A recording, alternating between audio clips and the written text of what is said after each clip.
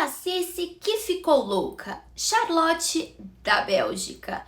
Charlotte da Bélgica era a única filha do primeiro rei da Bélgica e, além de ser linda, era super inteligente. Sua vida parecia ser muito feliz quando ela se apaixonou pelo arquiduque Maximiliano da Áustria. O casal tinha muitas conexões reais e, por isso, receberam uma oportunidade incrível: governar o recém-criado Império do México. Eles viajaram para o México com grandes sonhos, porém, logo perceberam que a maioria dos mexicanos não os queria lá. Quando o Império começou a desmoronar, Charlotte foi até a Europa cheia de esperança de receber ajuda, mas foi rejeitada de forma fria. Isso selou o destino de Maximiliano e levou Charlotte a uma grave crise mental. Oi, coroados e curiosos, eu sou a Steph e hoje vamos ter um vídeo focado na princesa Charlotte da Bélgica, que se casou com Maximiliano, que se tornaria imperador do México, e é o cunhado da Sissi. Muito se fala sobre a imperatriz Sissi, sobre os seus problemas mentais, mas a sua cunhada também sofreu bastante. Muitos historiadores dizem que ela ficou louca, mas outros dizem que ela chegou a ser envenenada. Quando eu terminar o vídeo, você me fala o que acha. Bora lá! A princesa Charlotte da Bélgica nasceu no castelo de Laeken, perto de Bruxelas, em 7 de junho de 1840. Seu pai era Leopoldo da Bélgica e 23 anos antes tinha perdido sua primeira esposa, a princesa Charlotte de Gales, e o filho deles no parto. Provavelmente você já escutou esse nome do seriado Bridgerton, né?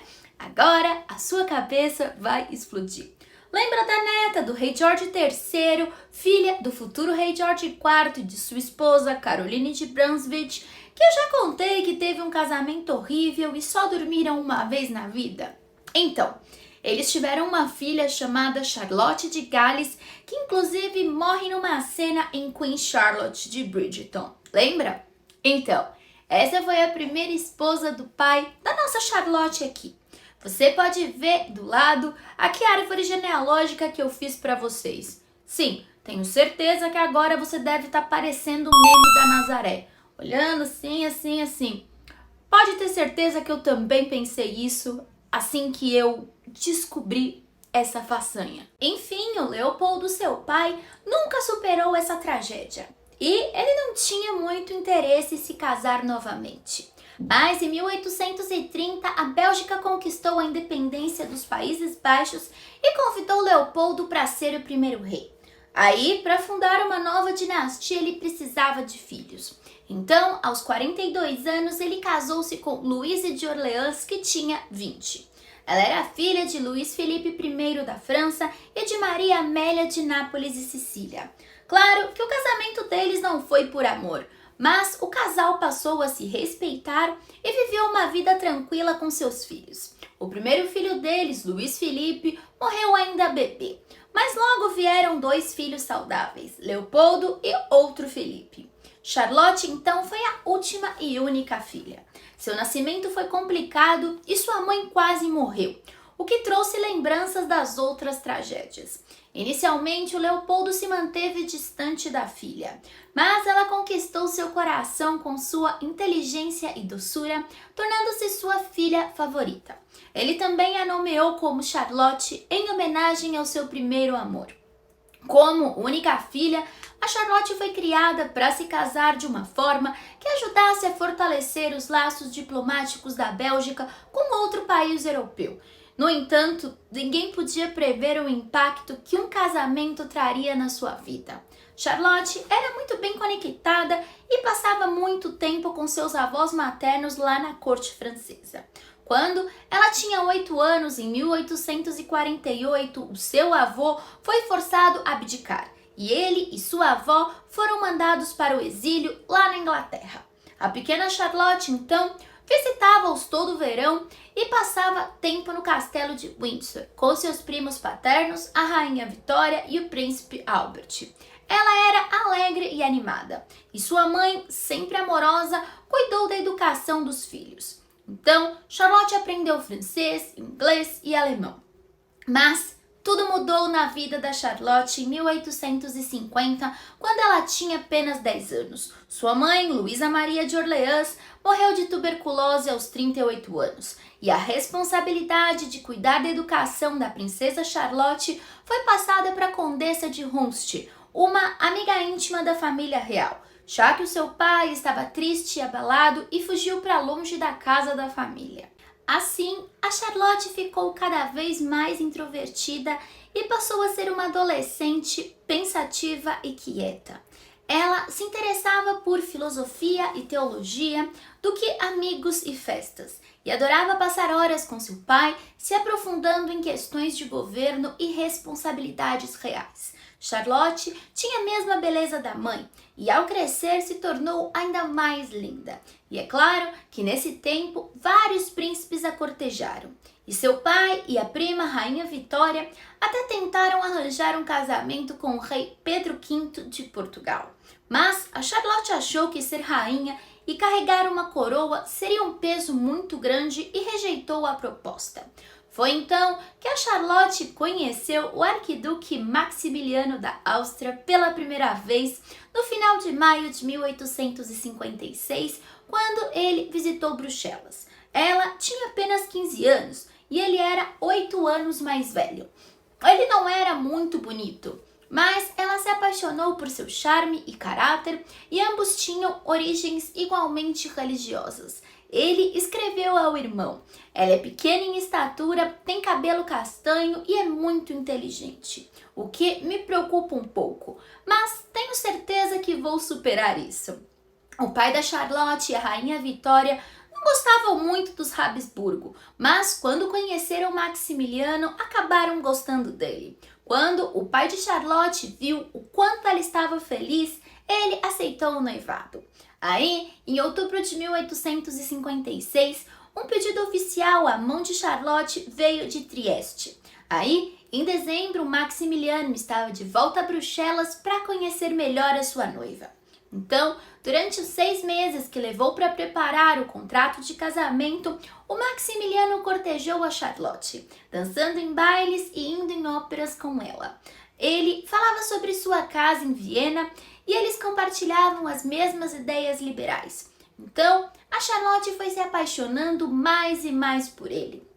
Em 27 de julho de 1857, eles então se casaram em uma cerimônia religiosa na Catedral de São Miguel e São Gúdula, em Bruxelas. As festividades duraram até o dia 29, após o qual o casal viajou pela Alemanha para Viena e depois para Trieste, onde o Castelo Miramare do arquiduque Maximiliano ainda estava sendo construído. Eles viveram em Vila Lazarovich antes de se mudar para Miramare no final de 1860.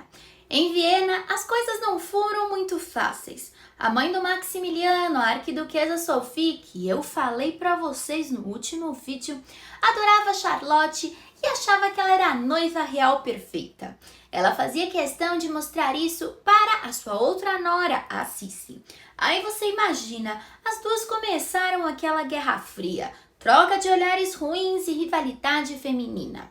Aí a situação piorou quando o cachorro da Sissi matou o cachorro da Charlotte. A tensão então ficou tão grande no palácio que o imperador ofereceu ao irmão o cargo de vice-rei da Lombardia-Viena, na Itália, para que eles fossem embora e ficassem bem longe. Claro que não era só por isso, mas foi um dos motivos. O problema é que a situação na Itália era complicada e alimentada pelo ódio de tudo que era austríaco. De qualquer forma, o Max e sua esposa foram para Milão em 1857. Na Páscoa, eles passearam no Grande Canal de Veneza em lindas glândulas, mas as coisas não estavam nada bem no casamento. Logo, ficou claro que o Max não queria ser fiel à sua esposa. Ele a deixava por meses, indo para Viena curtir festas com seus antigos amigos, mantendo casos com suas antigas amantes e visitando bordéis. A Charlotte preferiu fechar os olhinhos, fingir que não sabia e se distrair com seu trabalho de caridade.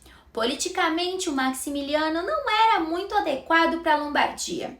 Ele começou a fazer reformas liberais que o governo conservador não gostou nada. Ele foi tolerante com os rebeldes italianos e gastava muito com sua vida luxuosa. Isso, claro, foi parar no ouvido de seu irmão, o imperador Francisco José, que desaprovou completamente as suas políticas. A situação então se tornou ingerenciável quando o nacionalista italiano tentou matar o casal imperial francês.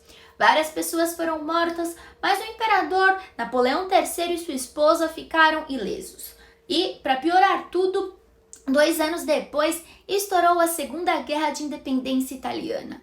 E aí, em 20 de abril de 1859, o Maximiliano foi dispensado de seus deveres como vice-rei e ele e a esposa partiram para sua casa em Miramar, no Mar Adriático. Lá, eles reformaram o palácio, gastaram bastante, o que deixou o irmão da Charlotte preocupado com os gastos. Mas projetar jardins era a única coisa que a Charlotte podia fazer para fugir do seu casamento cada vez mais infeliz. Em 1859, o Max e a sua esposa Charlotte decidiram então fazer uma viagem ao Brasil. Durante o caminho, eles pararam na ilha portuguesa da Madeira, onde decidiram que a princesa Charlotte ficaria para trás, pois aparentemente ela estava doente. A gente não sabe se foi essa a situação, mas ela ficou lá por 3 meses enquanto Maximiliano seguia a viagem. A Ilha de Madeira, inclusive, tinha um grande significado emocional para o Maximiliano. 6 anos antes, ele tinha ficado noivo da Maria Amélia, filha do Dom Pedro I. Imagina se ele fosse daqui do Brasil? O casal estava muito apaixonado, mas a princesa ficou doente com tuberculose. Ela foi mandada para Madeira, acreditando que o clima quente ajudaria na recuperação. Mas, infelizmente, ela morreu lá com apenas 21 anos. Só que o casamento do Max e da Charlotte não estava nada bem. E aí, ele ainda fez questão de levar a esposa para ver o túmulo da ex-namorada, antes deles se despedirem. A Charlotte devia ter ficado muito feliz. Eu ficaria. Enfim, quando eles se viram novamente, parece que as coisas tinham escambado de vez no casamento. A gente não sabe exatamente o que aconteceu, mas há uma fofoca que diz que o Maximiliano pegou uma doença sexualmente transmissível aqui no Brasil e passou para Charlotte, tornando-a infértil. Embora eles nunca tenham tido filhos, essa teoria não explica completamente porque nos primeiros 2 anos e meio do casamento, eles nunca tiveram nenhuma gravidez. De qualquer forma, algo parece ter afetado o relacionamento deles, já que a Charlotte começou a dormir em um quarto separado e deixou de ter relações sexuais com o marido. Claro que publicamente ela ainda se comportava como uma esposa fiel, mas no privado, ela passava os dias fazendo coisas que amava, como andar a cavalo, pintar, nadar e fazer qualquer coisa para evitar o seu marido. Nesse período, o imperador Napoleão III queria transformar o México em um estado satélite e precisava de uma figura de frente para o trono vazio que fosse leal a ele. Com o apoio do Papa, ele escolheu Maximiliano. O grande atrativo dele é que ele era descendente de Charles I, imperador do Sacro Império Romano Germânico, que também tinha sido rei da Espanha na época dos conquistadores que derrotaram os astecas. Aí, em outubro de 1861, um grupo de políticos conservadores mexicanos, com o apoio de Napoleão, enviou uma carta à Europa oferecendo tornar o Max imperador do México. No início ele ficou indeciso. Depois de ver o que tinha acontecido com Agostinho I, que se tornou o imperador do México, parecia muito arriscado. Mas a Charlotinha estava empolgada com a ideia. Desde criança, ela sempre teve interesse por política e governança. E ela estava cansada de ser apenas uma princesa sem poder. Além disso, seu pai e seu avô haviam sido reis eleitos. E isso funcionou bem para eles. Charlotte insistiu então que o Maximiliano aceitasse o cargo. A mãe dele, a arquiduquesa Sophie, também estava totalmente a favor da ideia. Mas o irmão do Max, o imperador Francisco José, o deixou aceitar somente se ele abrisse mão de sua pretensão ao trono da Áustria. Maximiliano então foi falar com Napoleão e colocou algumas condições. Ele queria que as tropas francesas ficassem no México para ajudá-lo por alguns anos e que fosse feito um referendo para saber se o povo mexicano realmente o queria como imperador. O Napoleão concordou com a ideia das tropas e o referendo foi realizado, com um resultado esmagador a favor de declarar o Maximiliano imperador. O que ele não sabia é que a votação tinha sido manipulada. Então, o Maximiliano e sua esposa, a Charlotte, acharam que quando chegassem no México, seriam aclamados como heróis. A princesa Charlotte ficou tão animada que aprendeu espanhol rapidamente e até latinizou seu nome para Carlota. Maximiliano então concordou em se tornar o imperador do México em outubro de 1863. No início de abril de 1864, o Francisco José visitou seu irmão, sem saber que eles nunca mais se veriam. O Maximiliano estava bastante nervoso e quase teve um colapso no jantar de despedida. Seus médicos pediram que ele descansasse no jardim enquanto a Charlotte continuava com a festa sozinha. O casal então partiu no dia 14 de abril de 1864.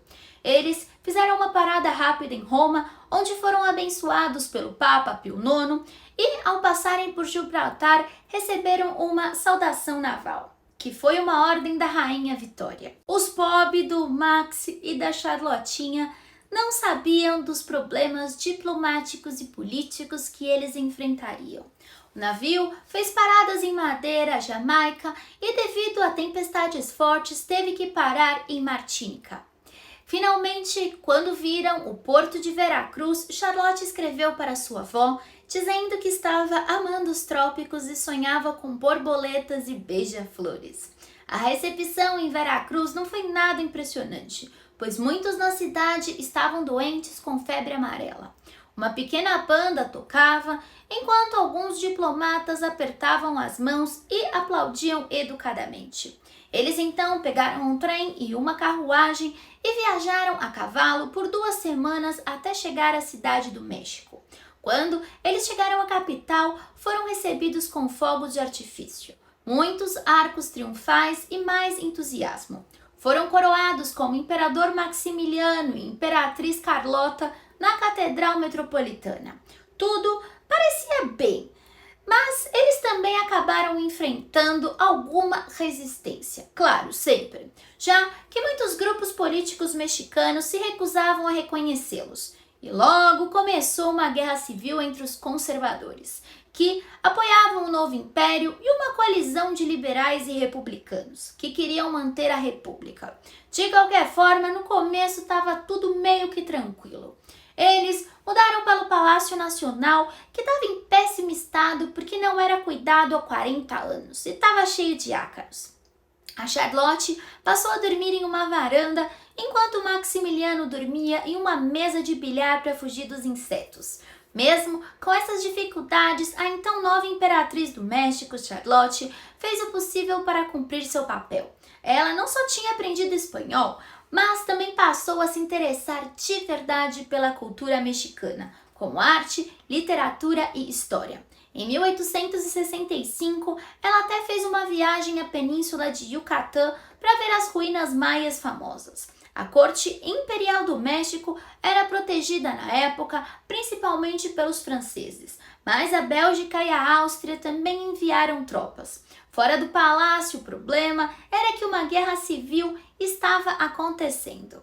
A monarquia era apoiada pelos conservadores, como eu já expliquei, e também pela igreja, enquanto a maioria liberal do país estava com o ex-presidente Benito Juárez. Porém, o Max e a Carlota eram liberais e apoiavam programas sociais de caridade. O Max, como já tinha feito lá na Itália, tentou implementar reformas liberais, que acabaram afastando os seus últimos apoiadores. O novo império precisava de sucessores, mas até agora eles não tinham filhos. Nesse momento, a própria Charlotte foi nomeada herdeira do Max e seus irmãos mais novos também foram considerados. Mas aí surgiu uma ideia para tentar garantir sua posição. Ela e Maximiliano adotaram 2 membros da família Iturbide, descendentes de Agustín de Iturbide, o primeiro imperador do México. Foi uma jogada de mestre, pois eles usaram as crianças para mostrar à sociedade política mexicana que havia uma linha clara de sucessão caso algo acontecesse com Maximiliano. Só que tudo acabou dando errado. O Maximiliano tinha mandado a Charlotte buscar os meninos em suas casas. O mais novo, chamado Agustín, tinha apenas 2 anos quando foi retirado à força de sua mãe. Isso soou como um sequestro, então piorou a popularidade deles, que já não estava muito boa. Enfim, resumindo, em menos de 1 ano de coroa, a popularidade do Maximiliano e da Charlotte teve mais baixa do que nunca. Para tentar resolver a situação, o Max fez viagens pelo país, tentando conquistar um pouco o apoio do povo, enquanto a Charlotte ficava na capital. Logo depois, ela fez uma viagem oficial a Yucatán, como eu comentei. Ela viajou em um navio bem decadente que balançava para lá e para cá enquanto cruzava o Golfo do México. Mas, quando ela chegou, foi recebida de forma calorosa pelas pessoas que estavam longe da violência da guerra. Por 2 meses, ela explorou as ruínas maias e conheceu o povo local. Quando voltou para a cidade do México, ela recebeu a triste notícia de que seu pai Leopoldo tinha falecido. E logo depois veio a notícia da Europa de que sua avó Maria Amélia também tinha morrido. Apesar de todos os esforços, nada resolveu, e com o fim da Guerra Civil nos Estados Unidos, eles começaram a apoiar os republicanos contra o Maximiliano. O imperador Napoleão III, ciente de tudo isso, decidiu que o México era uma causa perdida e retirou o seu apoio financeiro e militar. O irmão de Charlotte e o imperador Francisco José, irmão de Maximiliano, também se retiraram rapidamente. Agora, eles ficaram praticamente sozinhos, com apenas um pequeno grupo de soldados voluntários, que eram em número muito menor do que os revolucionários. Eles ficaram praticamente, então, prisioneiros no próprio palácio. As coisas estavam péssimas. Então, numa última tentativa de salvar o império, a Charlotte se ofereceu para viajar para a Europa para encontrar ajuda, deixando a cidade do México em 8 de julho de 1866. O seu marido, o Maximiliano, acompanhou até Ayotla. Eles nunca mais se viriam. Ela chegou a San Nazaré em 8 de agosto, mas o imperador Napoleão III tentou evitar um encontro com ela, mandando em seu lugar a sua esposa, a imperatriz Eugênie. Depois desse encontro, a esposa de Napoleão ficou com pena da Charlotte e arranjou um encontro com Napoleão. A pobre da Charlotinha preparou um esboço de 20 páginas com todos os seus argumentos e fez um longo e apaixonado discurso. Ela lembrou ao imperador Napoleão das promessas que ele tinha feito para a monarquia que ele havia criado lá no México. Napoleão ficou tocado e disse que os seus ministros eram os culpados e prometeu ajudar. Então, a Charlotte saiu da reunião com um pouquinho de esperança. 2 dias depois, ela voltou para falar com Napoleão. O ministro das Finanças explicou que a aventura mexicana quase quebrou a França e que não havia mais dinheiro para ajudá-lo. O Napoleão, então, disse a Charlotte que ela e o marido deveriam abdicar e voltar para casa. Desesperada, ela se jogou em uma poltrona e começou a chorar desesperadamente. Alguns dias depois, o Conselho de Ministros confirmou a decisão de Napoleão e ele foi pessoalmente ao Grand Hotel para informá-la de forma fria que a França não ajudaria. Foi nesse momento que a Charlotte começou a mostrar sinais de paranoia e um grande colapso emocional. Ela escreveu uma carta para o seu marido, Maximiliano, dizendo que o Napoleão estava possuído pelo diabo.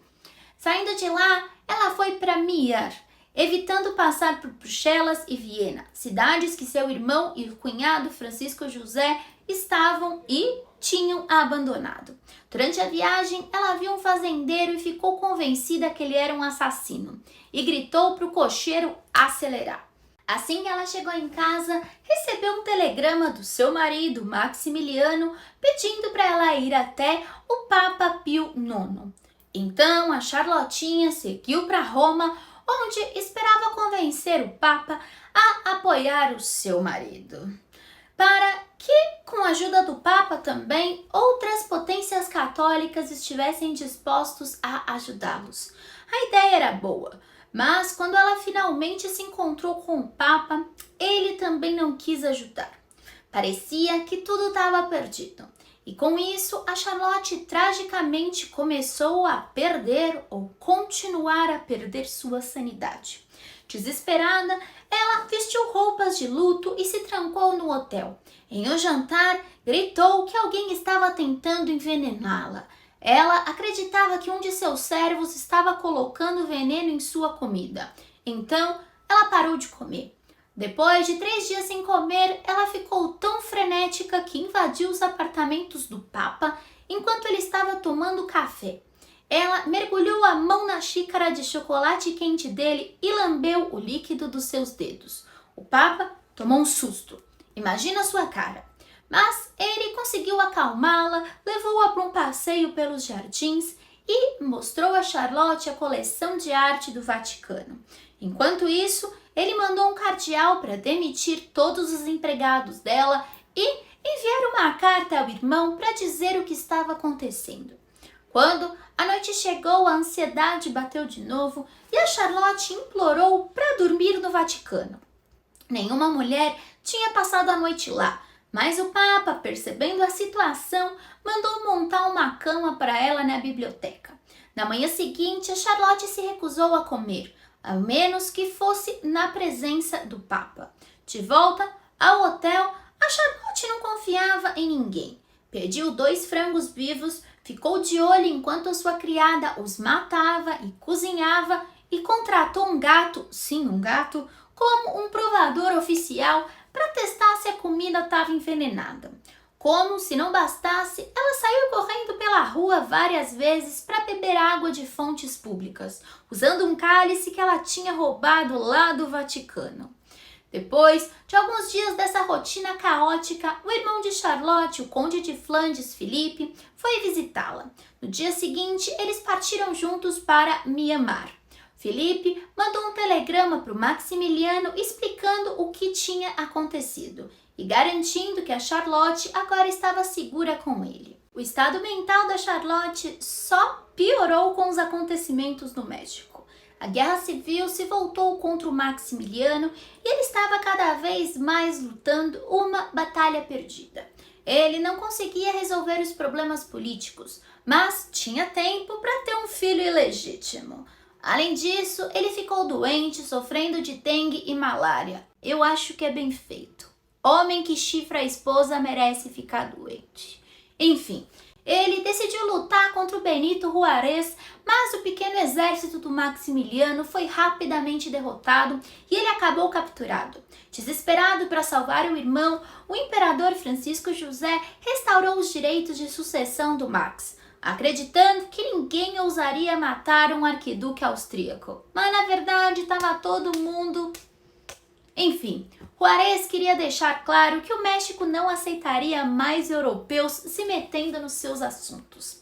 A cidade de Santiago de Querétaro caiu em 15 de maio de 1867 e o Max foi capturado no dia seguinte. Após uma corte marcial, ele foi condenado à morte junto com seus 2 generais. Max então acordou cedo na manhã do dia 19 de junho. Por volta das 5 da manhã, ele recebeu os últimos sacramentos durante uma curta missa. Ele entregou sua aliança de casamento, um rosário e um escápulo ao Dr. Bache e disse a ele para entregá-los à sua mãe. E tomou o café da manhã com café, pão, frango e vinho tinto. Pelo menos comer ele comeu bem. Sua escolta chegou às 6h30, após o qual ele de repente ficou muito pálido. O Max e seus 2 generais foram escoltados até o local da execução. Eles estavam na frente de uma parede e de frente para as multidões. De acordo com os espectadores, as últimas palavras de Maximiliano em espanhol foram: "Eu perdoo a todos e peço a todos que me perdoem. Que meu sangue, que está prestes a ser derramado, seja para o bem do país. Viva o México e viva a independência." Antes de morrer, ele pediu que atirassem no seu coração, para que sua mãe pudesse reconhecer o seu rosto. O primeiro tiro não foi fatal. Aí a arma se recusou a funcionar. Finalmente, na terceira tentativa, o coração do Max foi perfurado por uma bala. Ele morreu e tinha 34 anos. A minha idade. O corpo foi embalsamado e passeou pelo México por 6 meses antes de ser enviado de volta à Áustria, onde sua família o enterrou na cripta imperial. Após a morte do Maximiliano, uma nova república foi estabelecida. Enquanto isso, a Charlotte, sua esposa, não fazia ideia do que tinha acontecido. A família do Max decidiu esconder tudo para não piorar sua saúde mental, que não estava nada bem. Então, no verão de 1867, a Charlotte estava de volta a Trieste, na costa do Adriático, no palácio onde ela e seu marido Max viveram por algum tempo antes do fracasso mexicano. A Charlotte havia sido transferida para lá assim que o seu irmão, o rei Leopoldo II da Bélgica, e seu cunhado, o imperador Francisco José da Áustria, souberam do seu estado mental. Uma equipe de profissionais foi formada para tentar determinar o que havia de errado com ela.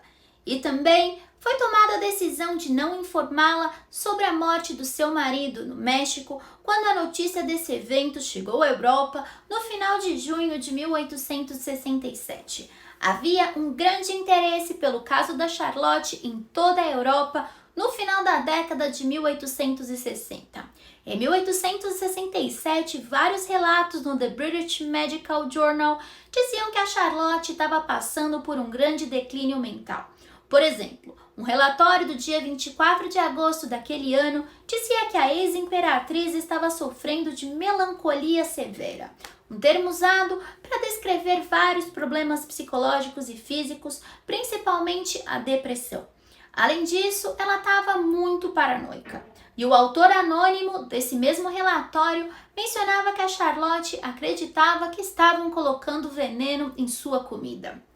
Se ela fosse diagnosticada hoje, provavelmente teria uma forma de esquizofrenia paranoica bem grave. No entanto, no final do século XIX, a psicologia estava apenas começando e não havia muito o que se fazer por ela. Seja qual for o problema exato da Charlotte, ela nunca se recuperou totalmente. Em janeiro de 1868, ela finalmente descobriu que o Maximiliano havia sido executado, o que a deixou pior ainda. Em quase 400 cartas, ela descreve como estar morta após a queda do Império Mexicano. Essas cartas, por sua quantidade e extensão, mostram um pouco de como era sua vida diária. Infelizmente, cheia de ataques de paranoia e dos cuidados que ela recebia. Nos meses seguintes, a família a levou de volta para a Bélgica, junto com seus 2 filhos adotivos, que depois foram mandados para a Inglaterra para estudar.